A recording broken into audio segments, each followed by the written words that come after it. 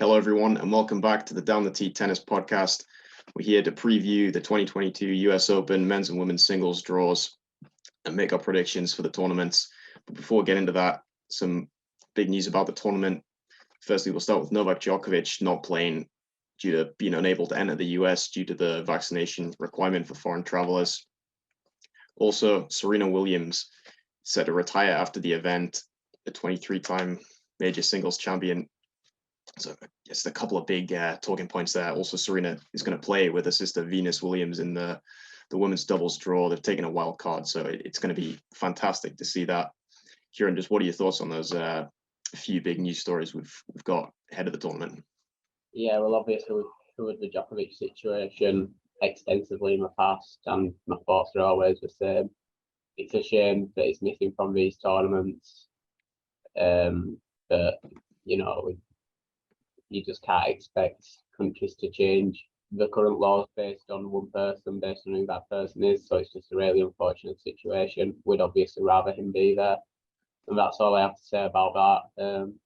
And then on Serena Williams, I think we've said that we'll look more into her career as a whole and say more about her after the US Open in our review podcast, just because we feel like she probably deserves quite a bit of time dedicated to the topic, because, for a long time, Serena Williams was synonymous with women's tennis. In fact, she still is, even though, the past few years, she hasn't won slams. Still, when people think of the game of tennis, she's one of the first people that people think about, man or woman. She's one of the most iconic athletes in the sport's history, and that's all through her own merit. She's by far, for me, she's clearly the greatest women's player in history. The level that she reached at her prime, and the longevity as well, even beyond her prime, she was still a top player, still winning a lot of the slams. So yeah, I can't wait to actually look into her career more as a whole, because there is so many superlatives to say about Serena Williams, and I think it's going to be a lovely touch that, considering this is probably her last tournament, I know she's pretty much said goodbye tennis, but then you get statements in press conferences where it seems a little bit more open that she's finishing for now, or she thinks she's finishing for now, but it may not. But very worded in a weird non-committal way. But yeah, it'd be a lovely touch to see her play alongside Venus again. Obviously, as a doubles pairing as well, they were just incredible at the time, untouchable really. And Venus's career as well. She's only surpassed by very few people, and one of them happens to be her sister. So it's one to really look forward to, and I think there'll be some big crowds in the women's doubles at the US Open this year. Absolutely, yeah. I'm very much looking forward to seeing that and to watching those matches. Well, hopefully, if it is more than one match, if they can have a bit of a run. But as you say, I mean, what a fantastic pairing they've been over the years, and the incredible longevity that they've both had. I mean, Venus, obviously at 42, a bit older than Serena, and still playing. No sign that she's planning to stop yet. So it is going to be fantastic to see them play together for what we assume is the final time. As you say, Serena's, maybe not fully closed the door, but we think in what's most likely going to be a final tournament. And as you said, absolutely a tennis legend. And I think definitely a strong case that she is the greatest female player of all time. As you said, we'll look into her career in much more depth and review that once the tournament's over. But let's enjoy what hopefully will be a nice end to a career, if it is to be the end. And just one of the greats. That the longevity, as you said, that we've seen from her for the last 25 years, it's incredible. And just on Djokovic, yeah, I would echo what you've said. It is really a shame that we're not going to see him here, but it is what we'd expected, as we've talked about in the lead up to the tournament. It did seem unlikely that things were going to change in time, and it's a shame that was the case. But yeah, he'll be missed, but I'm sure that we've still got a great tournament, as we're going to talk about now, and hopefully this might be the last slam that Djokovic misses for these reasons, but who knows what will happen in Australia. So moving into the draws, though, to make our predictions, where we'll start on the men's side. Daniil Medvedev is the top seed as the world number one, and the defending champion, having won his only slam today at last year's US Open. We did beat Djokovic in the final. We can start in this top section. Obviously, Medvedev, the top seed, as I said, Felix Auger-Aliassime, the second highest seed there, the number 6 seed in that quarter. Kieran, how do you see this quarter playing out? There's definitely a lot of interest in players here, particularly I think in Medvedev's little section with Nick Kyrgios, Bautista Agut. Who do you see coming through to a potential quarterfinal meeting? So section 1, I've got Daniil Medvedev coming through to meet Felix Auger-Aliassime in a quarterfinal out of the section 2. Now, starting with that section 1, you know, Nick Kyrgios in there, he is a bit of a thinker, really, having him in there, because he's having a fantastic year, obviously making the Wimbledon final. He started the US series pretty well, winning the title in Washington, but then taken a couple of losses recently in stronger fields in the Masters. So he's still in great form, but not looking quite as red hot as he was before. And also, Bautista Agut is another one who you can't count out on hard courts. It's a good player who can really put strong runs together and beat some of the best. So there are players in there that do make you think. I don't think I'm looking at Ben Shelton yet as coming through this draw, but he has had a good few weeks and looks a great young talent. Section 2, Felix, I'm backing him to have another strong US Open after last year. Obviously, there's been some below par or below expectation performances this year from him, but also he looks really good at the French Open, and he's coming onto a surface that I feel is his best now. He had a decent Aussie Open as well, if I remember rightly. So, yeah, I think Felix comes through that once again. Carreño booster in there, strong on hard courts. Dimitrov in decent form, actually. Jack Draper as well in good form, taking wins everywhere he goes. But no, I'm having Felix to come through and meet Daniil Medvedev. Yeah, and I've agreed with you. I've also gone for a Medvedev Auger-Aliassime quarterfinal. I think, yeah, I'd agree with what you said. Really, I think Medvedev, even though he hasn't looked quite at his best, really, since coming back from the hernia surgery earlier in the year, I think still you wouldn't say, losing to Kyrgios in Canada and then making the semis in Cincinnati, losing to Tsitsipas. They're not exactly bad results, even if he hasn't looked quite at the level we've seen from him at this time of the year in previous years, where he's been so dominant. But I do think he's got a pretty decent draw to get through the fourth round. As you mentioned, Shelton, I think potentially could have possibly a run there, who we've seen emerge.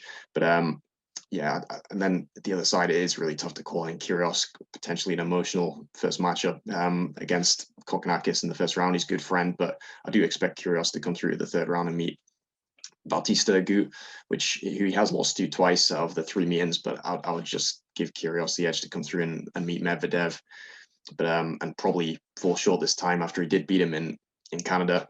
I agree. Kyrgios has still looked great, I think, but possibly a bit of fatigue in Cincinnati, where he went out early.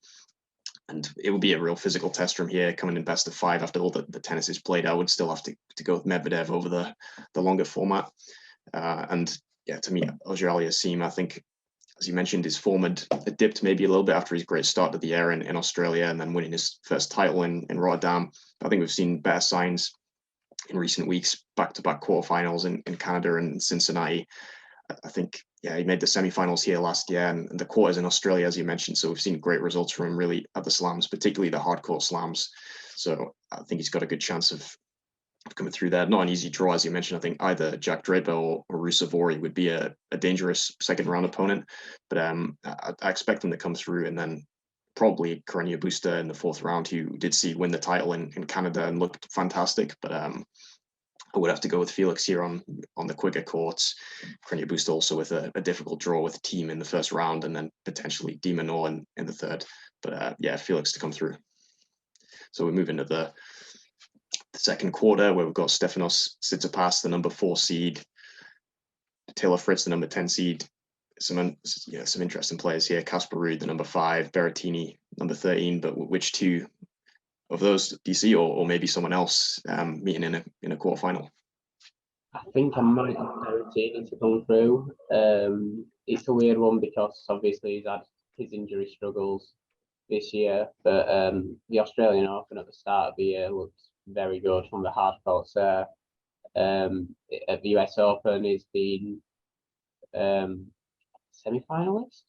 Yeah, Semi-finalist in the past 2019, wasn't it, when Rafa came through and won the title, having played Beretini in that tournament. So I might give it to him just because Tsitsipas, you can't really trust him. He'll look good. You'll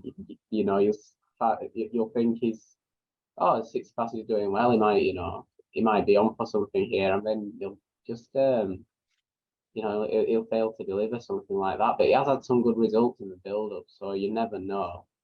But that's it with Tsitsipas. I feel like he builds you up to kind of bring you down a bit. And then meeting Berettini in a quarterfinal, it's a difficult one. I might go with an American on home soil, actually, Taylor Fritz. I think the hard courts suit him well. He's an aggressive player, but he can also dig in and defend as well when he needs to for such a big guy as well. Had some good results this year, had some good results in the recent weeks. He looks to be ever improving. I think he's around the mid-20s now, so still fairly young, but still, not really seen as an up-and-coming prospect anymore. He's not of the age, of Alcaraz, where you're a young phenom, but at the same time, he's still improving at around this age. He improved last year, and he's just got better and better this year. Casper Ruud, obviously, you've got to look at. He's not bad on hard courts, but I still feel like he definitely plays his best tennis on clay still. Nice to see Stan Wawrinka in there, but you can't really see him at this stage putting on a very strong run. You got some underdogs in there. You've got the 2 Dutchmen that are having decent years that have had breakthroughs, Timothy van Rijthoven and Botic van de Zandschulp. But yeah, I think out of these, Fritz looks the strongest contender for me. Yeah, I would agree with that. I've also gone for Taylor Fritz, but I've gone with him to meet Stefanos Tsitsipas in that second quarterfinal, and I agree it wasn't an easy one to call. This top section with Tsitsipas, I mean, it's been an interesting amongst his results this year. Have been very good, but I would say you haven't really seen him play his very best tennis for much of it.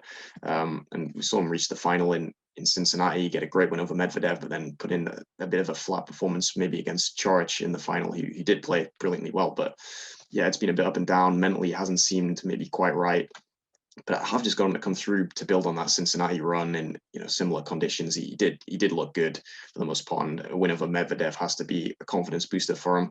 I think it may be a tricky third round against Maxime Cressy, but I could see him coming through. And then, yeah, I agree with Berettini as a 4th round opponent. We've seen him, as you said, make the semis here before, also the quarterfinals last year. So a good result, a good record of this tournament, and really at the Grand Slams in general. He's a very consistent player, but I'll just give Tsitsipas the edge in a match which would be very tight given the 2 serves that both players possess. I think Murray has got a chance maybe of coming through Cerundolo and getting through the third round to play Berettini, but would just have to give Berettini the edge there, despite him.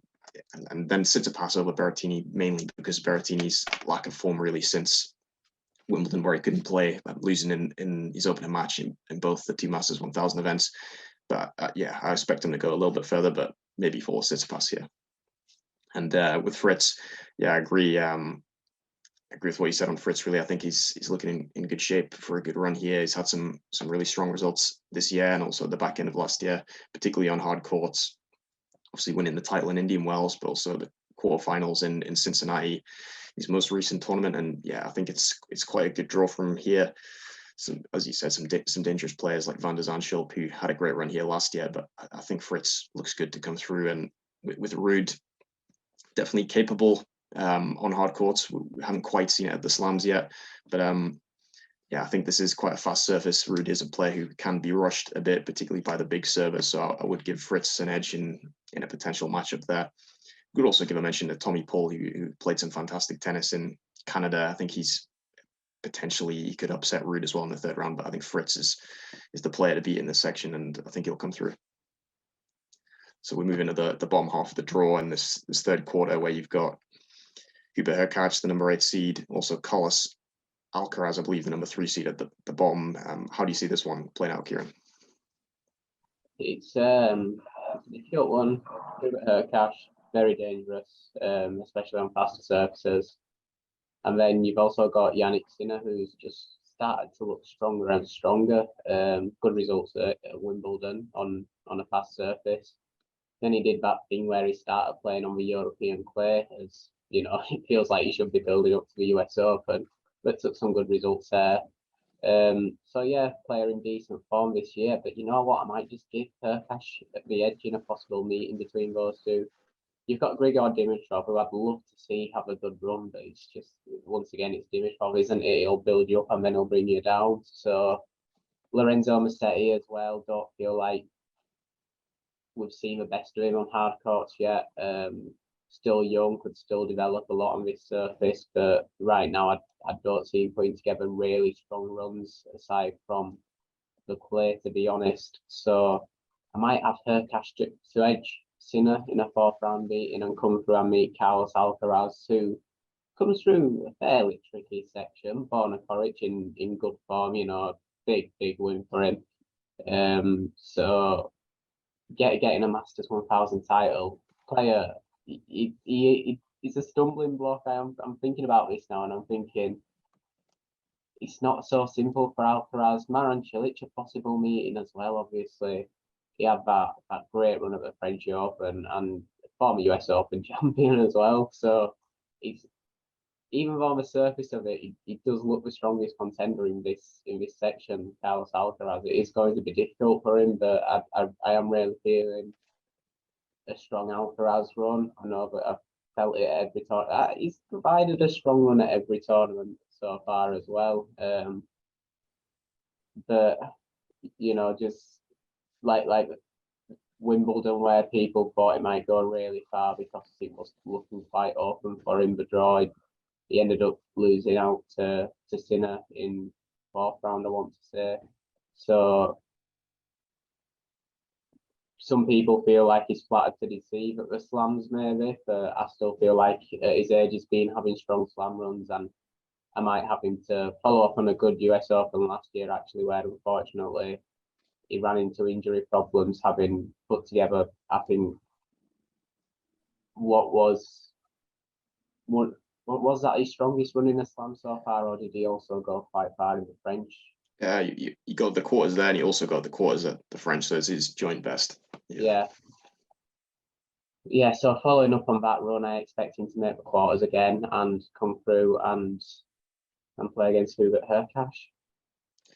Yeah, I also expect Alcaraz to make the quarters here, but I've gone to meet Jannik Sinner again, which would be a third meeting in a short period of time. As you mentioned, they played at Wimbledon, then also in UMAG. Sinner winning both those matches, but yeah, firstly on Sinner, I think it is quite a difficult one to call, but I do think he has quite a decent draw early on. Dimitrov, as you mentioned, is always capable. I think even on quicker courts, even more so tends to be, although capable really everywhere. But injury problems, I think, have been holding him back a bit, particularly at the slams. In the last couple of years, he seems to have picked up quite a lot of injuries that have hampered him in his early matches. So it's hard to know if he's 100% fit. Also picked up an injury in Winston-Salem this week, unfortunately. So yeah, I think I'll just trust Sinner more to come through there. Nakashima is a player who's had some good results, definitely a player on the rise, but I think Sinner looks good. His Grand Slam results have been really consistent, including a fantastic run at Wimbledon, like you said. And yeah, I do think Hercash has quite a tricky draw with Manarino, who beat him in Australia this year and has also won the Winston-Salem title potentially as a third round opponent, but fatigue could be a factor there. I think Goffin as well, I would probably expect to be more of a factor in this section than Musetti. I think if it's Manarino or Goffin could be tough for Hercash, but yeah, I would maybe still go with Hercash to get through the 4th round and just give Sinner the edge in that match. But it would be a tough one to call.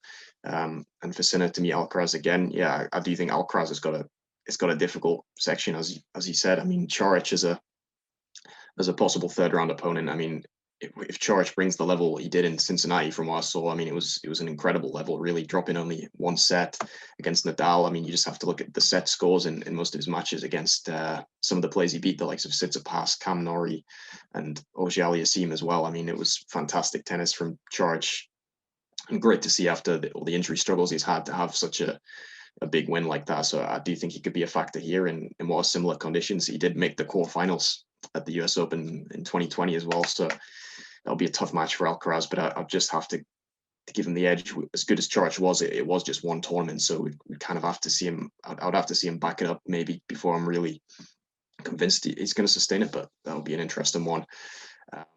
And yeah, Cilic is a possible fourth round opponent. I think would be tough. As he said, he's had a pretty good year and a fantastic run at the French Open, which was unexpected. You'd think he'd be more dangerous here, but I agree. I think Alcaraz, we've seen some solid results from him at the slams. If not, maybe he's the best tennis we've seen. Maybe at some of the Masters 1000 events, the couple that he's won. But yeah, I do think, as you said, quarterfinalist here last year. Even though he's maybe since the French Open this year, you could argue he hasn't been quite at the same level he was at the start of the year. But I still think he's due a good run here, and I expect him to come through. So we move into the final quarter of the men's draw, where you've got the number 7 seed Cam Norrie, but also the number 2 seed Rafael Nadal at the bottom. Another interesting one. Which two do you see me in this final quarterfinal? This is really difficult for me. Really, really difficult. Cam Norrie, I'd love to put through, and I predicted him for a strong Wimbledon, and he gave us a strong Wimbledon. He's also a great hard court player. Consistent results so far this year, but for some reason I'm just finding it difficult to back him. He's got some potentially difficult early matches. I mean, Benoit Paire, I'd expect him to come through that, but Paire on a good day is really talented. On a bad day, he'll just give up. So it's weird. It's one of those matches that you look at on paper as very winnable, and then it might turn out more awkward than it should be. John Isner's a possible third round opponent. There's others in there as well. I don't really see Holger Rune coming through to the third round. So John Isner, a home tournament on fast courts, another possible difficult opponent. In the bottom of this section, you've got Rublev and Shapo.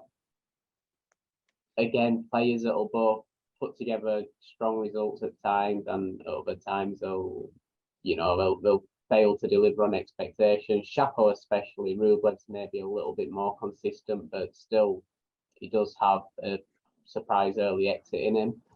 But I might give it to Rublev to come through this section once again on fast surfaces. He really does batter the ball. He's taken strong results on hard courts in the past, in North America as well. So I think if he does find close to his best form here, I think I can see him coming through into the quarterfinal.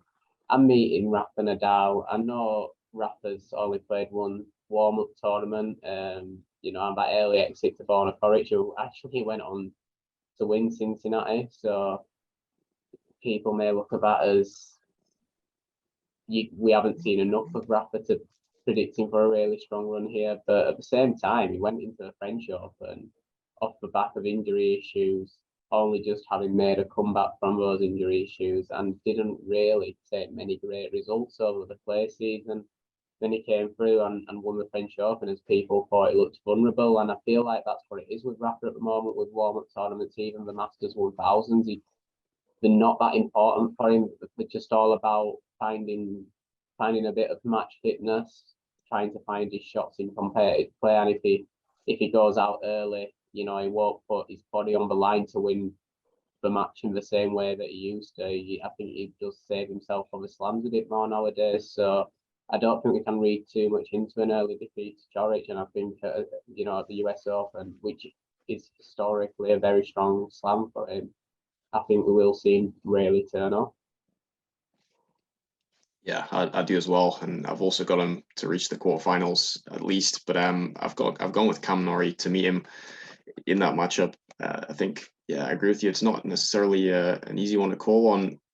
On Norrie, I mean, as you said, with Rublev and Shapovalov in there, they're all capable. But I do, for me, I think Norrie's early draw is decent. I do expect him to come through after, now that he's made that big slam breakthrough at Wimbledon, and we saw him also reach the semis in Cincinnati.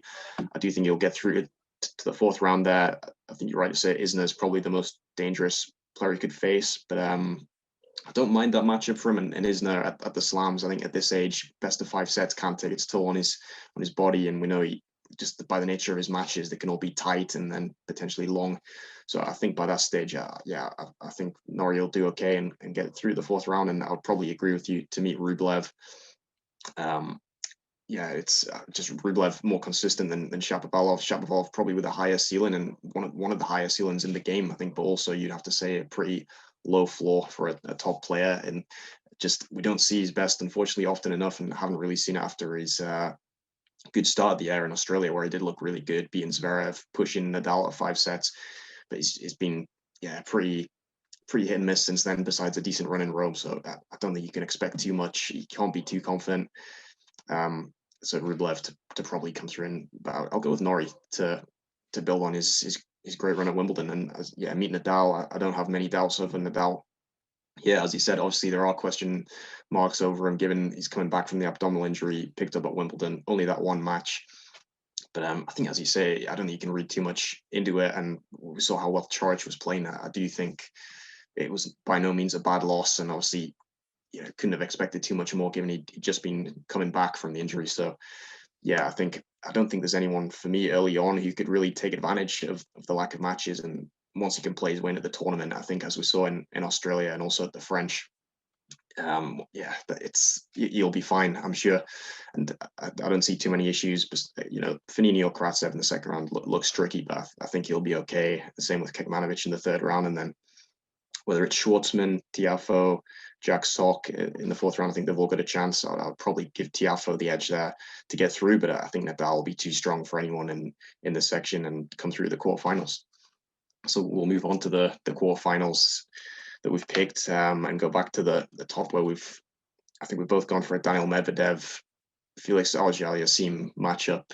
How do you see that one playing out, Kieran, and also the rest of your quarterfinals?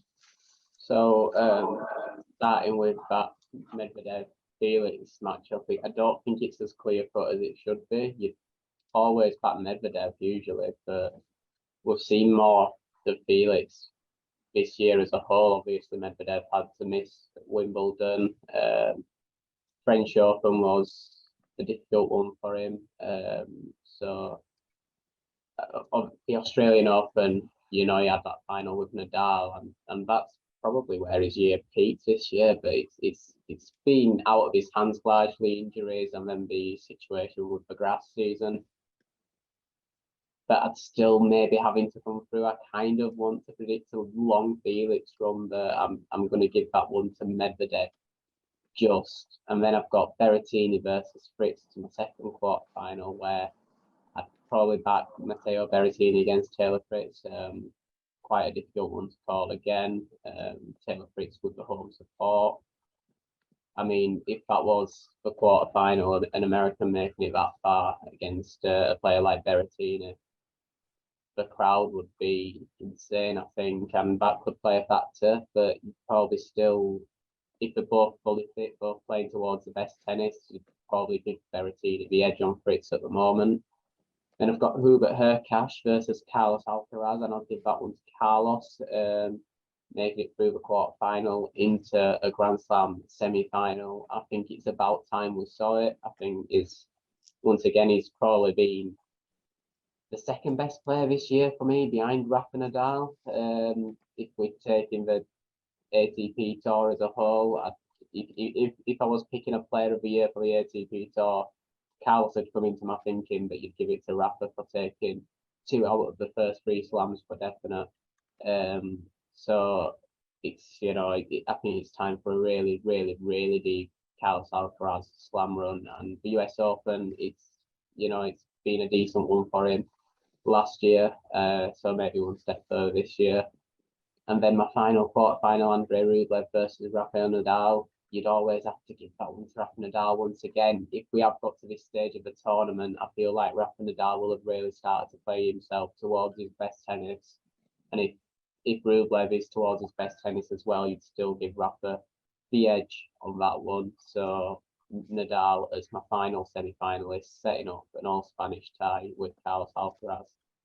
Yeah, that would be a fascinating one. And but just to go through mine, we'll start at the top as well with Medvedev against auger-aliassime. And I agree with you. I would give Medvedev the edge here. Just he has won all four of the means, but I agree. I don't think it would be an easy one. I mean, obviously Felix taking him to 5 sets in Australia this year, going 2 sets to love up, came so close to doing it then. I think he's capable. Definitely, if we see that level from him again, pulling it off. Given that Medvedev hasn't maybe been quite at his best since the Australian Open, but I would have to go with Medvedev. You know, his record of this tournament has been fantastic. You know, since 2019, making at least the semi-finals, winning obviously last year and being the defending champion. Yeah, I think he could go deep again here. And I'll just have to give him the edge over Felix. Be an interesting match though for sure. And I would go. I'm actually going for Taylor Fritz to beat Stefanos Tsitsipas in the second quarterfinal. I think would be an interesting match. They did play at the Australian Open this year in the 4th round. Tsitsipas came through in 5 sets. I mean, Fritz did come close there. He was 2 sets to 1 up, and I think he's only made strides really since then. And I do think, as you mentioned, the home crowd could be a factor. I think Tsitsipas at times can have issues against big servers. Fritz definitely has that, and a great backhand, which can potentially get at Tsitsipas's backhand, which you know can be the weakness, despite some improvements I think he's made recently. So yeah, I'm just going to go with Fritz to win in a rematch of that Australian Open match and come through to the semi-finals. And yeah, I've gone for a Jannik Sinner Carlos Alcaraz quarterfinal, which would be a really interesting one. A repeat of the Wimbledon 4th round meet-in, another repeat meet-in, like the previous one mentioned. So I'll go with Alcaraz to stop the little streak of that Sinner's got going against him, winning the last 2, and get his second win, tie up the head-to-head. I think it would be brilliant to see those 2 meet again.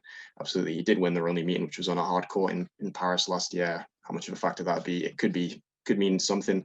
And I just do think in a Grand Slam, I would back Alcaraz on a hard court right now. Just the weapons he has, the run he had in New York last year. Yeah, I'd have to go with him and come through and make his first semi-final, but that would be a fascinating match. And I'd have him to meet Rafael Nadal, like you. Nadal against Cam Norrie, I do think he's won all 4 of the previous meetings. Rafa, I do think that's a good matchup for him, really, with Norrie being somewhat similar, you'd say, in a play style, but without quite the same firepower. Obviously, it could be interesting, but I couldn't look past Rafa there. So that takes us to the semi-finals. Your 2 semi-finals, I think you've gone for Medvedev against Beretini, Alcaraz against Nadal. How do you see them going? Oh, Medvedev, Berrettini, another difficult one, yeah, because they have both had injury issues this season, not being able to play much of a complete season, you know, so they've both had stumbling blocks that means we haven't really seen, I'd say, the best of either of them since Australia. Berrettini started to look really, really good on the grass, and then the unfortunate situation with COVID at Wimbledon. So, counting on the fact that they're both in similar situations, but knowing that Medvedev at his best has been stronger than Berrettini, I'd just give it to Medvedev to come through and make the US Open final, which I wasn't sure about when I first started looking at the draw, but having picked through it, I've given him it. And is it a rematch of Australia? I think it probably is. I just think Rafa, with that extra experience in these situations, I think comes through a match against Carlos Alcaraz and makes the US Open final. So Medvedev versus Nadal, mirroring the other hard court slam this year. Yeah, for my semi-finals, I've gone with Daniil Medvedev to beat Taylor Fritz in the first clash. I don't think it's a bad matchup for Medvedev. We did see them play in Cincinnati, and he won in straight sets. One of his better performances recently. I mean, Fritz did have set points in the first set, I think 4 or 5, so it could be a tight match. I think two big servers, but I think you'd give maybe the edge to Medvedev for his better return of serve and consistency from the baseline, but definitely would be an interesting one with Fritz having the crowd behind him. But yeah, I think at that stage of the tournament would be a big occasion for him. Medvedev's been there in Grand Slams, particularly at this tournament, several times before now already. Fritz, it would be his first semi-final, so I would have to go with Medvedev there. And to meet him in the final, I would go with Rafael Nadal in a repeat of the Australian Open final and this year, and also the 2019 US Open final. So it would be a third meeting between those two. Would be an interesting one to see, and I do think there's a decent chance of it happening. So I've got a Nadal Alcaraz semi-final. Nadal just to come through that. That is a match I would love to see definitely in the semi-finals of a Grand Slam at this US Open. I think that would be a fascinating one. We've seen them have played two great matches this year already, particularly the Indian Wells semi-final where Nadal won, and then also Alcaraz did get his first win over Nadal in Madrid this year, I think in the quarterfinals. So yeah, it would be great to see another meeting between those two, but the first in a slam, and I do think that could be a close one. Really could go either way, but again, would have to go with the experience of Rafa, just the slight head-to-head edge, and obviously the Grand Slam experience for a similar reason that Fritz not playing a Grand Slam semi-final before. It would be the same case for Alcaraz, and I think he has admitted the pressure he's been finding it a bit more difficult to deal with in the last few months. I think we maybe saw that at the French Open in his quarterfinal against Zverev. But yeah, I expect to have a strong run here and fantastic match, but couldn't look past Rafa there to set up a final with Medvedev. So I think we've both gone for the same final. Kieran, how do you see it playing out, and who do you think's going to lift the trophy? Right, so on this one, this whole predictions, I haven't prepared as I usually would. I'd usually go through the whole draw, look at potential matchups that stand out to me, pick through, look at head-to-head records, look at everything. But I haven't done that this time. I'll admit now, I'm largely going off the top of my head this time, which means I haven't yet predicted a winner, and I'm doing it on the spot, which is why I'm stalling. And I am just going to give it to Daniil Medvedev over Rafael Nadal. I think it came so close in Australia. 2 sets and a breakup, was it? I think it was a breakup, wasn't it? 2 sets up, and I think it was maybe on serve, and he had love 40 to break. Oh, he had love 40 for a break. Yeah, that's it. So close in Australia, and he has got the benefit now of having experienced more of these situations. The US Open final against Djokovic last year, where he came out on top. He's had heartbreak against Rafa twice now. We know that he is very strong mentally usually, but every player has an off day. And I do think he's strong enough to put his best tennis out there in a US Open final against Rafa and probably come out on top. Yeah, I think he's definitely capable, but I have gone for Nadal to win this one. I mean, again, it wasn't an easy one to call, but I've just gone with the head-to-head 5-1 in Nadal's favor. Although I would say I do think that's a slightly misleading head-to-head, as because of the reason you said, the Australian Open final this year where Medvedev was so close. The US Open final they played was also a 5-setter. I think one of Nadal's other wins he saved a match point in. So Medvedev has given him a lot of problems, despite maybe what that head-to-head suggests. But Rafa has just more often, well, almost always found a way to come out on top. And just I would have to go with him from what we've seen from him at the slams this year. Just I'll be reluctant not to pick him to win this one. I didn't pick him to win any of the previous 3, and I just think, despite the doubts over his preparation, as we touched on, that was also the case in Australia and ahead of the French, and he still found a way to come through and produce some of his best tennis at the back end of the tournament. And yeah, I just have a few more doubts over Medvedev, despite the fact I've got him going all the way to the final. The pressure of being the defending champion for the first time at a slam could be a difficult one. The further he goes into the tournament, and yeah, just maybe not being at his very best, form-wise heading into it. He did pick up a title in Los Cabos recently, which ended his run. His wait for a title. I think he'd lost his 5 finals in a row, stretching back to last year's US Open. So I do think we'll see him go close here, but I would just have to go with Nadal, having won those previous 2 Grand Slam finals have played, both in hard courts, and the overall head-to-head advantage. Just what we've seen him do in the Grand Slams this year has been incredible. How he's dug deep and just found a way when he has been close to defeat and hasn't lost a Grand Slam match this year. Obviously didn't win Wimbledon, but pulled out of the semi-final against Kyrgios with injury. So yeah, I've got to go with him here, and to have what would be his second year where he's won 3 Grand Slams out of 4 after the 2010 season would be an incredible achievement at this age and after the injuries he's had to deal with. But it would be a fantastic final, I think, between those two again. Both of the previous two were fantastic. It's the top two seeds, so yeah, it will be a fascinating one if we do get to see that. But we'll move into the women's draw, which I think you probably agree has been just as difficult to predict. Although I would say this has been one of the more open men's tournaments we've seen in recent years. But as always, the women's draw, it does look like a really difficult one to call. For me, not one outstanding contender, but we'll get into that now and start with the top quarter where you've got Iga Swiatek, the world number one. Who do you see coming through that top quarter, Kieran, in the first quarter final of the women's draw? So for me, I am probably going to go with Iga Swiatek to come through the top quarter, and meeting out of section 2. So difficult. This is so open. The men's felt more open than usual, and the women's is crazy as well. Well, even crazier. Muguruza hasn't done well this year, but she's decent on hard courts when she gets it going. Jessica Pegula, good results, fairly consistent player these days. I might have to go with consistency. And you've got Kvitova, Lise Mertens. It's crazy as this.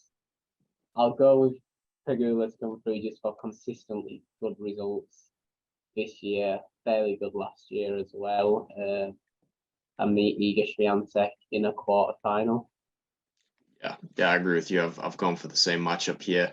And yeah, these two did meet in the quarterfinals of the French Open, where I think they were both the same seed, so it looks a bit familiar in that sense. And I would agree on Swiatek to come through. I mean, has lost 4 of the last 8 matches since a 37-match winning streak was ended at Wimbledon. So it has been a little bit of a more difficult period for her, you'd say, after a incredible first half of the year. But I still think one of the strong favorites here, and a pretty good draw, I would say. I mean, certainly up to the 4th round, where I mean she could meet a dangerous opponent in Amanda Anisimova, Yelena Ostapenko, Zheng, I think, who's Ostapenko's first round opponent, also, who we did see have a great run at the French Open, someone not to be overlooked. But yeah, I would go with Swiatek to come through. Just the consistency, despite a recent run of form which has dipped a bit, I would have to go with over Anisimova and Ostapenko, who, although in Anisimova's case has had a very good year, but yeah, I'd have to go with Iga because of what she's done at the Grand Slams. And to me, Pegula, for the same reasons as you said, the consistency we've seen from her. She very rarely gets upset. I think when she's playing something close to her best tennis, she is tough to stop. And it's a number 8 seed here coming into a home event. I think, yeah, we could see her having a good run here. She had won 5 matches across Toronto in Cincinnati, the 2 WTA 1000 events. So I think she's in decent form. The losses came against Garcia and Halep as well, the 2 eventual winners. So I mean, I think, yeah, Pegula's the player I think is the most reliable in this section. Muguruza just hasn't had a good year. Obviously dangerous. It could turn at any moment, but it's hard to predict it, and does have quite a difficult draw in Clara Towson in the first round. And Kvitova, again, having a good result coming into the Slam does make you wonder, but then it's happened quite a few times, and then she's gone out early. It happened at Wimbledon as well after winning Eastbourne. She then went out early. So I don't quite trust Kvitova after what's happened maybe in the last couple of years, but she is playing fantastic tennis and someone to watch out for. But yeah, I'm going to go with Pegula. So we move into the second quarter where you've Paula Badosa, the number 4 seed. How do you see this one playing out? I mean, this is a really open one for me. Again, yeah, very open one. Victoria Azarenka, if she puts something towards the best tennis together, has a chance. Karolina Pliskova, Belinda Bencic as well. When Belinda Bencic is on fire, she's really, really good. And then unseeded, you've got Serena Williams as well. It's a lot of Czechs as well. Look, young Linda Noskova, I think a shout out to the young Czechs. I think I love it when something comes together. I talked about them in the last podcast, and then a few of them have managed to get into the main draw here. So I think I might go the easy option and just have Paula Badosa to come through into the quarterfinal. I kind of want to say Bencic just because she's good on hard courts. When she puts the best tennis together, I do think she's actually better than Badosa. But we've probably seen in the last 2 years more consistency from Paula Badosa. So we'll have the Spaniard to come through, and in the quarterfinals, Danielle Collins. We'll go Danielle Collins. Aria Sabalenka. I think this year has been difficult at times, although I think there has been a bit of an upturn. Naomi Osaka in there unseeded as well. How dangerous is that from an unseeded player? And last year's champion Emma Raducanu as well into consideration. Once again, Emma at the moment, she's getting wins everywhere she goes. She's not winning the tournaments, but she's getting match wins pretty much everywhere she goes. She's playing quite well, I feel. But I don't really have her to repeat last year's heroics. I can maybe see her coming into the third round and running into either Danielle Collins or maybe even Naomi Osaka if she pulls it together. I think just on, once again, I'm going to go with consistency over the last year or so, more tennis under her belt for Danielle Collins as well. And I feel like when Collins turns it on, she's got a good game for hard courts. I think she hits with decent power off both wings from the baseline largely. So I do feel like she has got the game for it, and she doesn't really stand out in the I haven't even talked about Rebecca. I haven't even talked about Rebecca, the Wimbledon champion. I hate. Well, no, women's tennis is great, but I hate how difficult it is to predict. How you can look at a draw and just think any of these players could come through it. It makes this really hard. I've got to stick by my guns though. Danielle Collins to come through, and I went with Paula Badosa in the quarterfinals. Yeah, so I've gone for two different players here, which I think is probably no surprise when you look at this section and just all the names you've gone through. It's just I think particularly section 4 is a brutal one to predict. But we'll start at the top. I've gone for Belinda Bencic to come through that, and I do agree it's not an easy one. She doesn't have an easy draw with Castella. Then it could be any one of Pliskova, Buskova, Noskova. Buskova in great form, actually winning a title after Wimbledon, after reaching the Wimbledon quarterfinals. So not easy there. But Bencic made the quarterfinals last year, the US Open, made the semifinals in 2019. She does like this tournament, and I do think on hard courts when she plays her best tennis, she is a real contender, and she could go deep at a slam again. So I've got to come through there just over Badosa, who, yeah, you're right. For the last 2 years has been the better player, but this year for me hasn't been quite as convincing as she was maybe at last year and maybe at the start of the year. We haven't quite seen the big results for her at the slams really either. So I'll give Bencic the edge there, and I've gone for it to meet Elena Rybakina, the Wimbledon champion. This one really was extremely difficult. Start with Raducanu, obviously the defending champion. It's going to be great to see her back here, and I do think, it's of course it's hard to see her replicating the level she produced last year to win it without dropping a set. But as we saw, and as you mentioned, Cincinnati, really good signs, a couple of great wins over Serena Williams and Victoria Azarenka. Did play some really good tennis there, I thought. So that was a real step in the right direction in conditions which you'd say are really similar to the US Open, using the same balls, which they're the only two tournaments I believe that use them. So some encouragement there, but a really difficult first round match with Elise Cornet. I would still have it to come through, and like you, I think maybe to the third or fourth round, but I could see maybe Naomi Osaka being a factor here, obviously winning the title twice. But a difficult first round, Danielle Collins. That is a tough first round to call. I don't know what to expect from that, given Osaka's form and Collins maybe a bit short matches either. But so I'll go with Rybakina, come through the section. Sabalenka in there as well, obviously so dangerous. Made the semi-finals last year, but has had quite a few issues with double faults this year, which has held her back really. I'll go with Rybakina to edge that one, despite Sabalenka leading the head-to-head. I think two big servers, but Rybakina maybe just a bit more consistent now with that slam title under her belt. The confidence that'll give her, I'll have it to come through there. Also, Kanepi could be a dangerous second-round opponent for Sabalenka. She did beat her in Australia, so that's a tough one. Always a tough one to have Kanepi in the early rounds of a slam. So I'll go with Rybakina, come through and meet Belinda Bencic. So we move into the bottom half, these 5th and 6th sections where you've got the 7th seed Simona Halep. How do you see this? And the 3rd seed Maria Sakkari. Which two though do you see coming through to meet in this third quarterfinal? I'm gonna go with Coco Gauff to come through section 5. I think meeting Simona Halep in the 4th round. Once again, the WTA, anyone can take a result against anybody. You've got, I mean, Daria Saval's a good player, being a lot higher ranked than she is now. Camila Giorgi as well, Madison Keys.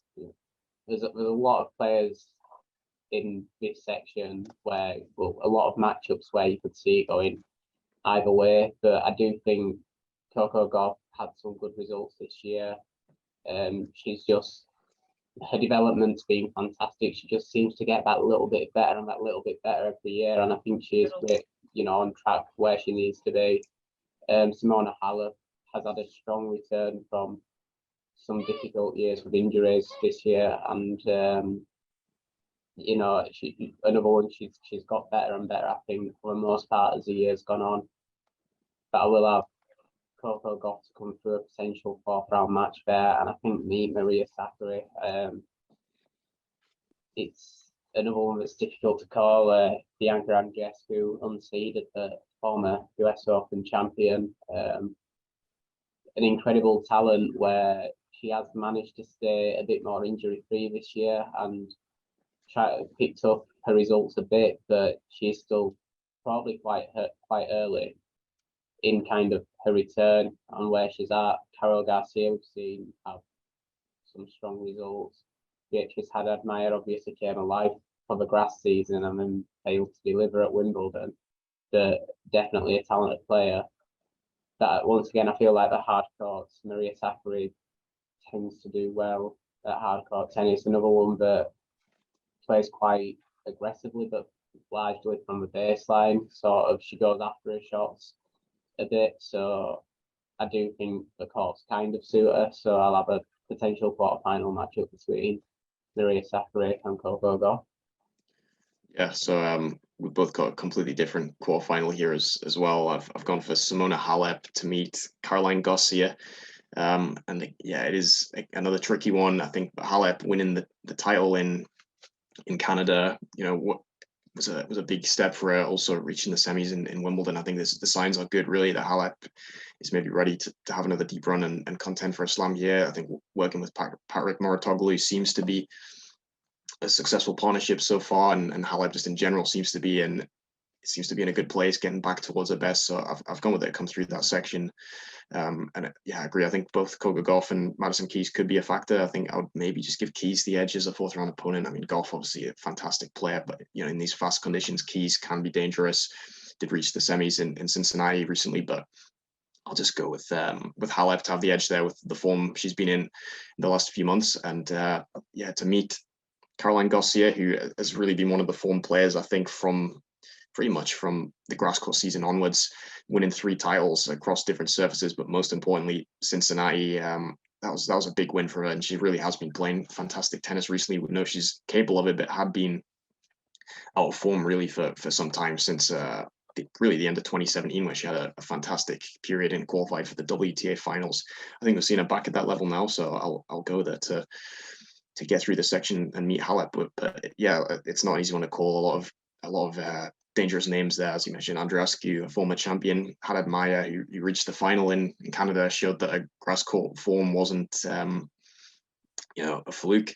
She's backed it up on another surface. So I'll have Garcia come through then. And Sakkari, for me, just hasn't had a great year. I'm a big fan of her as a player, definitely. I mean, she did make the semi-finals here last year, but I think she's maybe struggled a bit with being a top seed, as she has been for much of this year. And I do expect her to come back to her best at some stage, but we just haven't quite seen it recently. So I'm just going to go with the form of Garcia to come through. And we move into the final quarter, the section 7 and 8, where you've got Ons Jabeur, the number 5 seed, and I believe Annette Kontaveit, the number 2 seed at the bottom. But a lot of other interesting players here as well. Another really open one for me. I mean, the whole draw is. How do you see this one going? I'm going to Ons Jabeur once again. I've said consistency so much during this podcast, so much, but Ons Jabeur, we do see her put together good results on a consistent basis, more than a lot of the names in this section. Although, like you say, it's once again really open, a lot of players that could come through. We've also seen, obviously, at the French Open, she came into that as one of the heavy favourites, and it's just unfortunate early exit. You know, it's awful when you rarely have an off day, and one of the off days you have turns out to be in the first round of a slam. But then Wimbledon, obviously, great response to get to the first slam final there. And I did say at the time, I think it'll be the first of many. I think she has got that game where she's very adaptable. She can attack, but also she's got great variety that she can use, so she can adapt to different surfaces, different styles of play. And yeah, I'll probably have her to come through this section, although there are names in there that even once again, in the men's draw, we didn't really have to look at the unseeded players, but in the women's draw, yeah, players like Donna Vekic unseeded, who been a lot higher ranked in the past. Vekic, she's had injury issues, but she does seem to be getting it together a bit more. And then you've got players like Daria Kasatkina, you know, just another one, strong runs pretty much everywhere she goes, I feel. Gets at least quarterfinals most places. You know, well, at least round of 16. So a difficult one, but I am going to give it to Ons Jabeur once again on that consistency basis. Really difficult section 8 as well. I would like to give a big shout to Leylah Fernandez, but very, very early in her recovery for injury. I just don't see her going too far here. But Barbora Krejcikova, obviously, I predicted her for a really strong French Open title defence, and she had that early exit.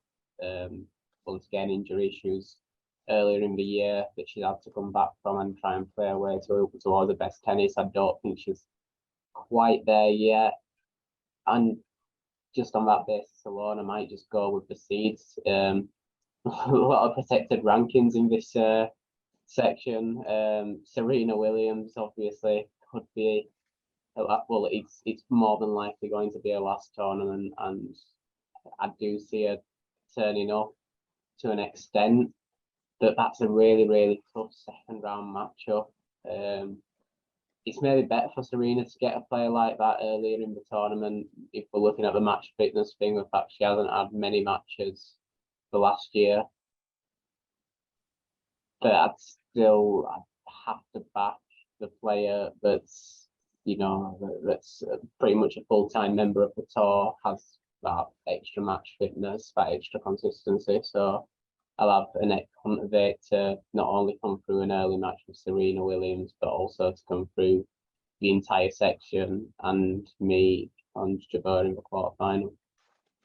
Yeah, so we've gone for another completely different matchup here, but I think that's largely because of the two players I've picked here. I've gone with Shelby Rogers in this top section, which I do think it was a tricky one. I mean, Ons Jabeur, absolutely. I mean, it was fantastic what she did at Wimbledon.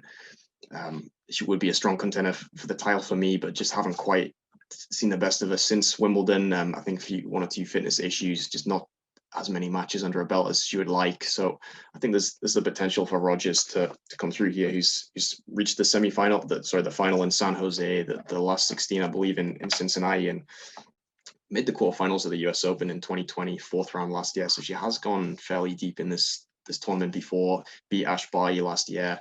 And what was a big upset and one of her greatest wins. So I do think Rogers has played some of the best tennis at the US Open, even especially recently since they introduced the new quicker courts in 2020. So since then, we've seen it favor an aggressive player like her. So I do think she could do well again here. Kasatkina as well. I mean, has won 2 titles on the American hard courts since Wimbledon, so definitely someone to watch out for. But I'm just gonna go with Rogers. A bit of a lower seed. We do see that sometimes in the women's Grand Slams, lower seeds or unseeded players having a good run. So yeah, Rogers for me is one who could do it, and I've gone for it to me an unseeded player in Lyudmila Samsonova, who, you know, for a similar reason has been in fantastic form recently, winning 2 titles in the US, in Washington and Cleveland this week. The Cleveland won Washington a few weeks earlier, and winning in Cleveland without dropping a set, and some of the score lines and the match times you just look at, she was really dismantling players in around an hour. So I mean, from what I've seen from her, extremely impressive. She does have a massive serve and just a big game in general. Heavy ground strokes on both sides. Definitely a dangerous player. I mean, we saw have, I think, reached the last 16 at Wimbledon last year, so it wouldn't be completely unheard of for her to go through a few rounds in a slam. And I do think this being probably the most open section at the bottom, I think she could take advantage of it. Fernandez, as he said, short of matches, coming back from the injury she picked up at the French Open. And obviously, a bit of the pressure of having reached the final last year. It'll be tough to back that up when you don't have your best tennis. So I think Samsonova could come through there. Krejcikova, a similar case, I think, as you mentioned, given hasn't been quite right since she came back at the French Open. And yeah, I think Serena, it would be really nice to predict Serena have a strong run here. And do you think she can maybe win a couple of matches? I think Kontaveit is potentially vulnerable, even though she did reach a final not too long ago, and we just haven't quite seen the best of her this year, I don't think.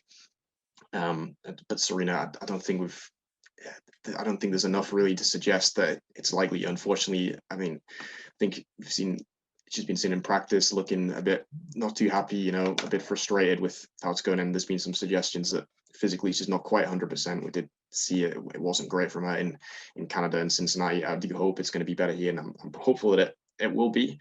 But yeah, to win sort of 4 or 5 matches, I think it's a big ask. So I'm going to go with Samsonova to carry on the fantastic form she's been in, and with the 10-match winning streak she carries in, and to take it further. So we move into those quarterfinals where we've got quite a lot of different names, but I think we've got the same two names in the first quarterfinal we both picked of Iga Swiatek, Jessica Pegula. So how do you see that one playing out? And then also your other 3 quarterfinals where I think we've got 6 different players. Starting with section 1 and section 2 quarterfinal.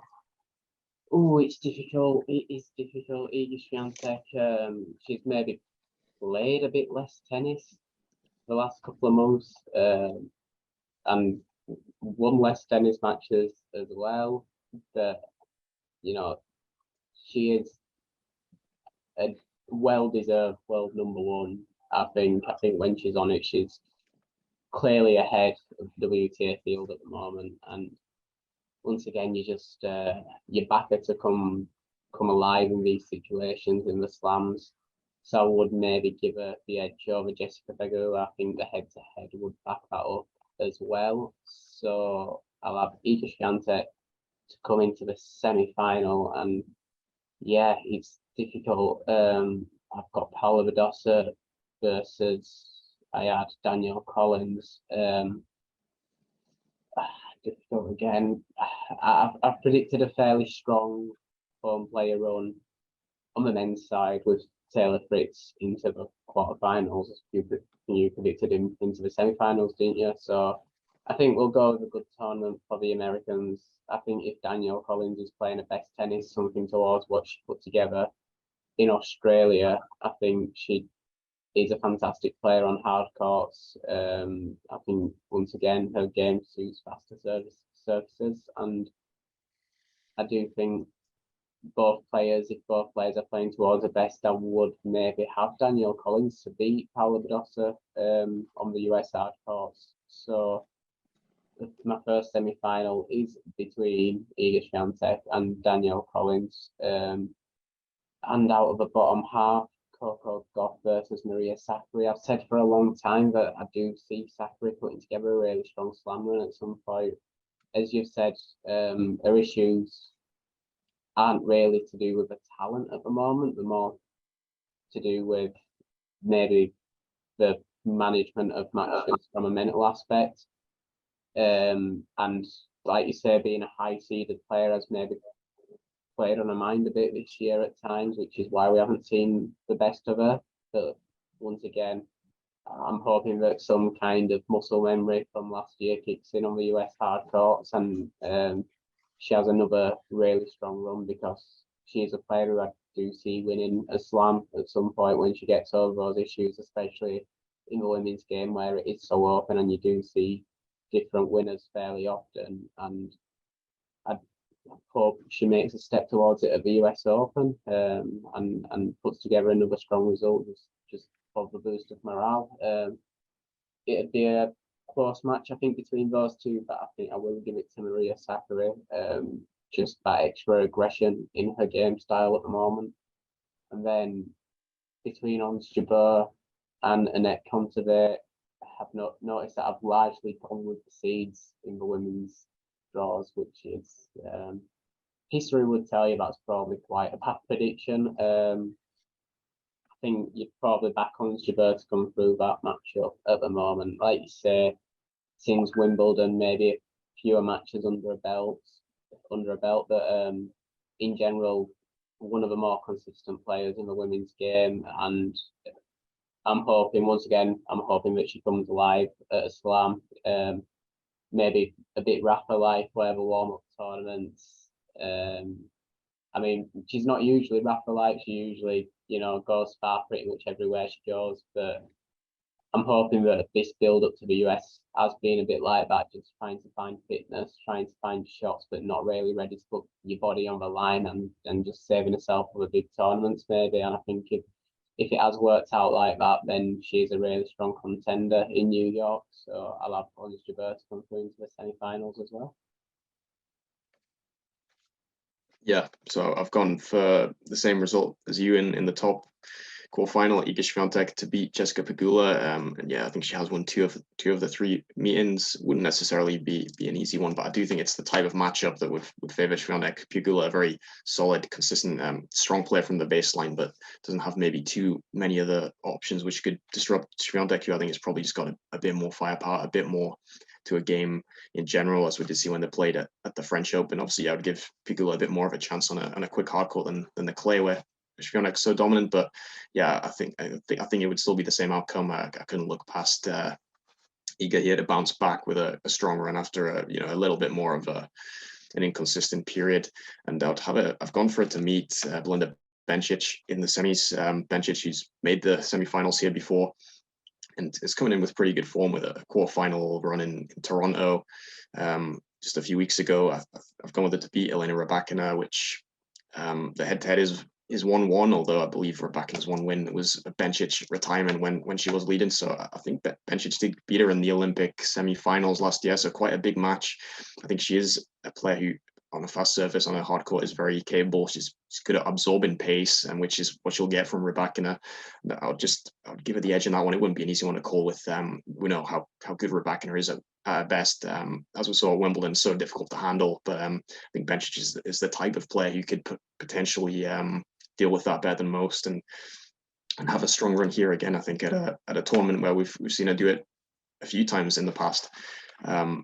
In at the bottom half, I've gone with Simona Halep to beat Caroline Garcia in my third quarterfinal, which I think would be a really interesting match. I mean, with the form Garcia has shown, just the ultra aggressive approach, particularly on the return of servers, has given a lot of trouble to a lot of players, top players as well. I mean, Swiatek, who she did beat in Poland on the clay, and then obviously what we saw Garcia do in Cincinnati, should definitely bode well for her here. But the head-to-head overall 7-2 in Halep's favor. It is quite when it is that one-sided. I think it's probably hard to go against Halep, particularly in a slam where we haven't seen Garcia go past the quarterfinals.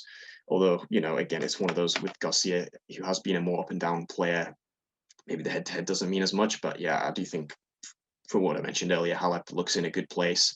The form she's shown to win the title in Canada. I mean, these are the two big title winners on the WTA in terms of the events heading into the US Open. So I think it could be a great match. I would just have to go with the slam pedigree of Halep and the consistency. But and in the final quarterfinal, which is my surprise matchup, probably between Shelby Rogers and Lyudmila Samsonova, I've gone with Rogers, which I think, again, this will be a really tough one to call if it did happen. Both aggressive players with big serves, big games.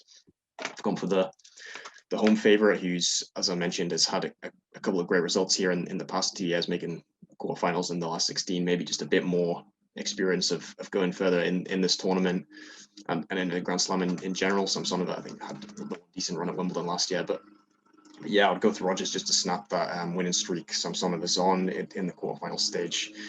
Again, tough one to call. I think both very dangerous on the fast courts, but I'll go with Rogers to have a best slam result and come through the semis. So moving on to the two semifinals, you've picked, Kieran. How do you see them playing out?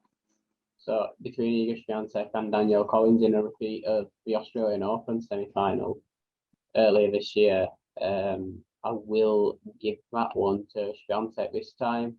Daniil Collins got the upperhand in Australia, but I feel like Swiatek's just moved on to new levels for the most part of the year. So I think at a semi-final stage at this point, we would probably have Swiatek as a favourite in that matchup.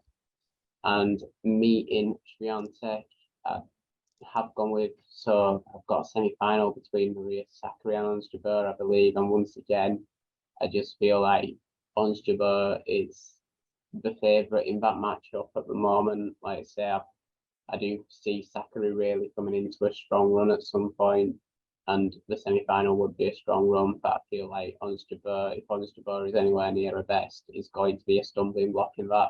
So I think I've predicted this final before for a slam. Iga Swiatek versus Ons Jabeur, two great players. I don't think we've had it in a slam final yet, but I think we will see this slam final eventually. If not at this US Open, we will see it eventually. But I have predicted it at this US Open, so a difficult one to call. Would be definitely in that. That would be a very interesting one. But I've gone for a different one here. I've actually gone for Belinda Bencic to get what will be a bit of an upset over Swiatek in the semi-finals. But a 1-1 head-to-head.